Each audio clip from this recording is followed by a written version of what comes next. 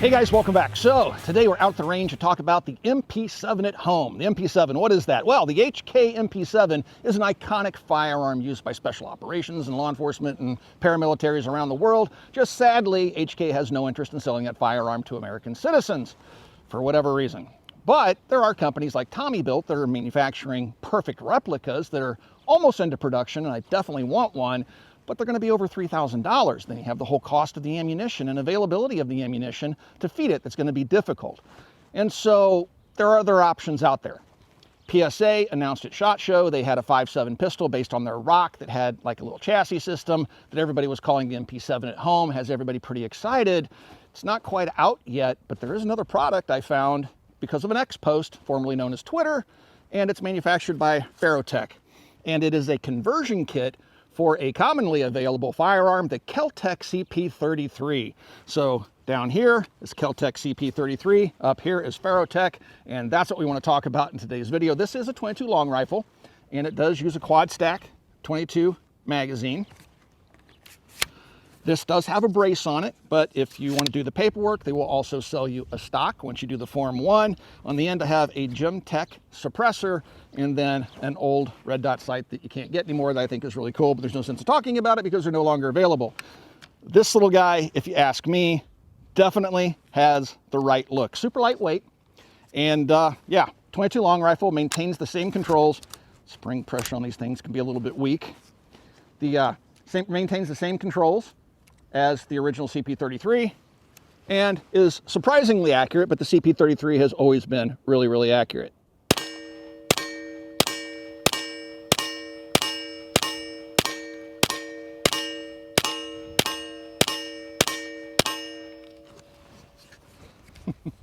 A lot of folks ask me, how can I get involved in the firearms business in that particular community? And one of the best ways to do that is to become a gunsmith. Every gunsmith I know is just overbooked with work. It's a very good living.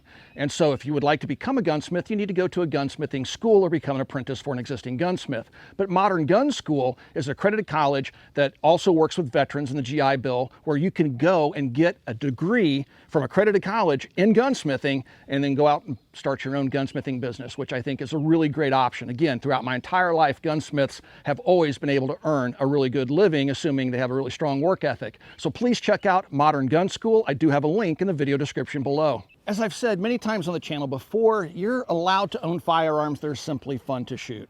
The FarrowTech conversion of the CP33 is not something I would suggest for home defense, self-defense, or anything serious, more serious than just a fun day at the range. And again, there's nothing wrong with that. Actually, this makes for a very fun gun. Now, it functions pretty much the same as a CP33. All you've done, in essence, is changed it cosmetically, but there's a lot of fun in doing that, right? Again, people want an MP7, but, you know, airsoft doesn't quite scratch that itch. 22 long rifle is definitely a step up from airsoft. Now, outwardly, there are a number of differences, right? The MP7 doesn't look just like this conversion. This just looks similar to the MP7. So I'm not saying it's a perfect clone. Now, the other part of this is the original CP33 makes extensive use of polymers. It's Keltec.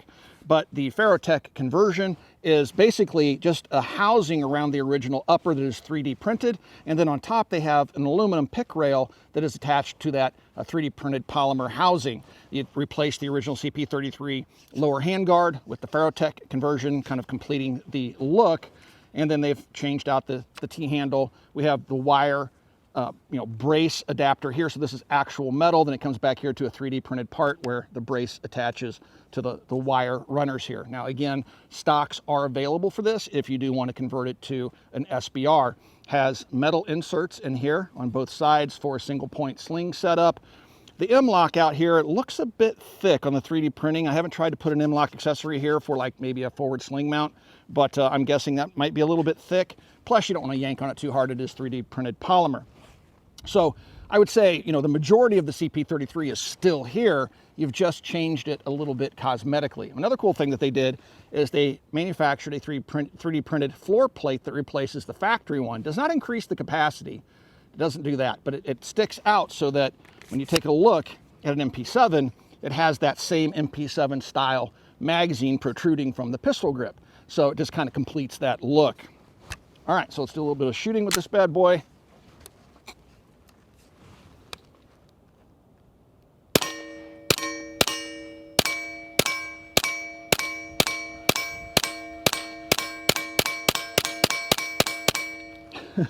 I mean, guys, 22 long rifle is just a ton of fun. And with a little Gemtech can on here, it's quiet enough to be hearing safe for the most part. I haven't tried this with subsonics, the CP33. I've had better luck with things like CCI mini mags, which I believe I was just shooting. Federal bulk pack will generally run pretty good. I've not had good luck at all with the Remington Golden Sabres or whatever, the 22 bulk pack Remington stuff.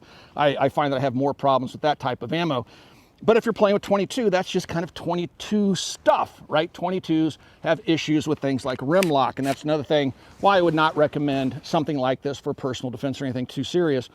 First of all, with magazines like this, rim lock is a very real problem. If this magazine rim locks, meaning the rim on top gets behind the rim on the bottom, it'll jam the gun up and the magazine's completely useless. You're not going to fix it without tools. So the magazine's useless. Then you have rim fire. Rim fire is not 100% reliable. Even the highest quality stuff, many times you'll get a dud. You're better off with center fire. So those are my biggest gripes against 22 long rifle. That rim, the fact it's straight walled case, doesn't exactly run 100% reliable in a lot of semi-autos. And then of course you have those ignition issues and stuff like that with 22 long rifle. All that being said, what a fun gun to shoot. So when loading these up, what I've found is, first of all, you'll notice the rounds are laying on a piece of, just cloth here, and we've sprayed some CLP and just kind of rolled the rounds around, got a little bit of lubrication on them. 22s are very dirty guns, especially when you're running a suppressor on it like I am. A lot of gunk gets back into the action. The springs are just kind of weak. 22 doesn't require a whole lot of spring pressure for blowback, and they get gunked up and require regular cleaning to keep them reliable. So you'll want to clean the gun fairly often. I find that loading these magazines is easily done by just pushing the rim down and pushing it. There's a cut here will allow the rim to clear, and then you just kind of push it back all the way to the rear. And then when you push the next one in, push it down, push it back, making sure that it does not hop over the rim below it. And you just kind of keep doing that. Now, the fact that we've rolled this around in some CLP should help negate a little bit, at least for a while, some of the concerns that we'd have around the gun gunking up over shooting it too much this afternoon with that Gemtech suppressor on it. And it's not just the Gemtech, guys, it's any 22 suppressor is going to cause additional fouling within the firearm. All right, so there's that.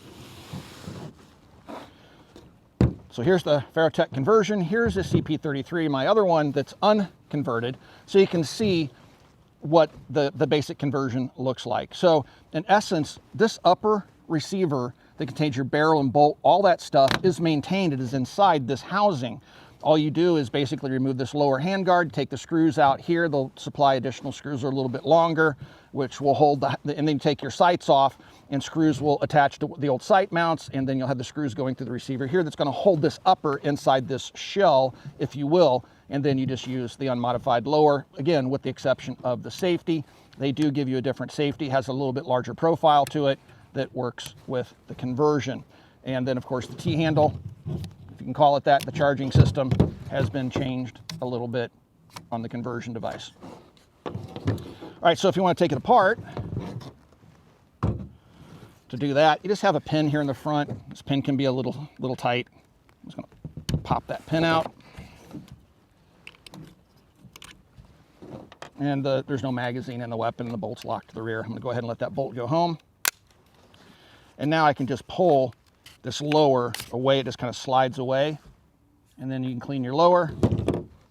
If you push the stock release button, which is also the same bars that would be used for this brace, it's just a stock arm, I'm calling it, but it's used with either stock or a brace. Push this release, and then you can just pull this out from the rear, grab hold of your little charging handle, and then the unmodified bolt and recoil spring comes out, and this is the FarrowTech charging handle. And then inside there you can kind of see the original receiver setting inside the FarrowTech conversion. So it's very easy to maintain. The gun is reliable as the CP33 has been for me. With the CP33, I don't know if we covered off in this in the video we did on it a couple of years ago. There's one little screw inside here that has a tendency to loosen itself, and when it gets too loose, it'll cause the gun to malfunction. It can be a little bit frustrating. When we discovered that, we just backed that screw off a little bit, put some blue Loctite on it, tighten it back up, and the gun runs just fine. So I've had pretty good luck with these as long as the magazines are loaded right. The reliability has been really good, and that fixed barrel. These things are really kind of surprisingly accurate with a wide variety of ammunition. So yeah, Overall, I think the kit is absolutely cool. I'm very glad to have it. I actually picked up a separate used CP33 from Copper Custom just so I could put this conversion kit on it so I could keep my other one in its original trim. But yeah, I'm almost inclined, if they ever do a flat dark earth one, to make another one. It's pretty fun.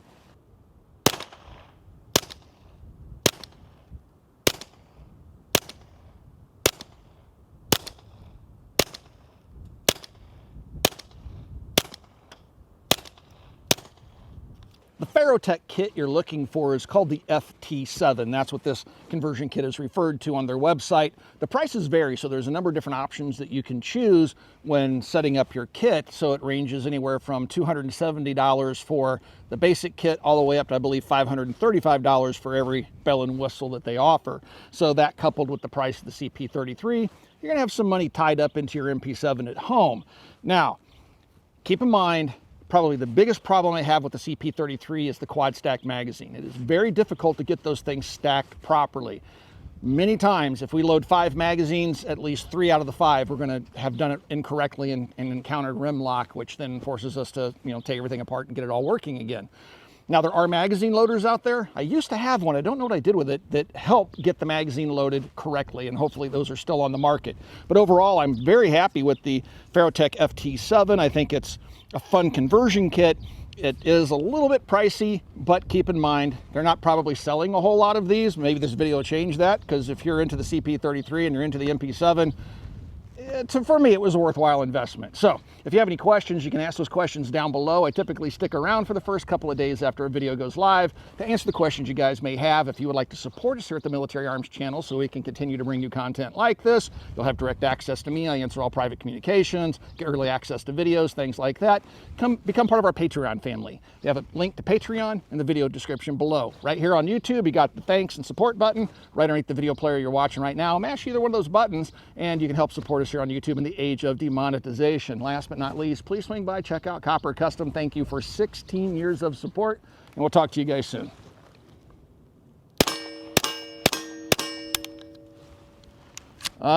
22 stuff. Gotta love it.